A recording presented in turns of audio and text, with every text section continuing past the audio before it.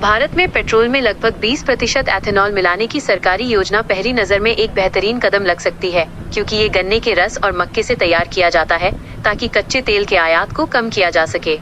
हालांकि इस नीति के कई छुपे हुए आर्थिक और पर्यावरणीय नुकसान सामने आ रहे हैं। सबसे बड़ा विरोधाभास ये है कि भारत लगभग 90% एथेनॉल का आयात करता है, और जब 2019 में सरकार ने बायोफ्यूल के आयात को प्रतिबंधित कर दिया, तो घरेलू डिस्टिलर्स ने इसे ईंधन में मिलाने के बजाय अधिक मुनाफे के चक्कर में फार्मा और केमिकल उद्योगों को बेचना शुरू कर दिया, जिससे आयातित कच्चे तेल पर निर्भरता कम होने के बजाय लगभग दोगुनी हो गई।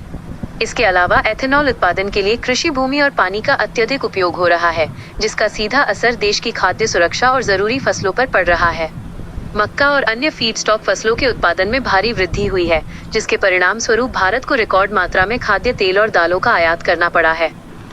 आंकड़ों के अनुसार 2024-25 में देश ने रिकॉर्ड 10 मिलियन टन खाद्य तेल और 7.3 मिलियन टन दालों का आयात किया, जिससे दालों और खाद्य तेलों की बचत पर होने वाला खर्च एथेनॉल आयात पर खर्च होने वाली राशि से 30 गुना अधिक हो गया।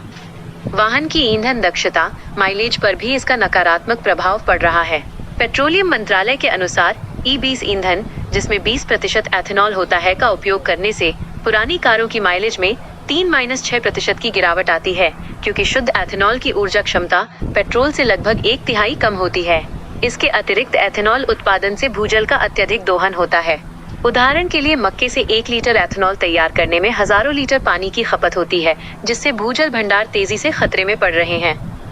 संक्षेप में कहें तो एथेनॉल मिश्रण नीति का मूल उद्देश्य पेट्रोलियम आयात को कम करना था, लेकिन इसके पर्यावरणीय और आर्थिक दुष्परिणामों को देखते हुए इस नीति के प्रभाव का नए सिरे से मूल्यांकन करने की आवश्यकता है।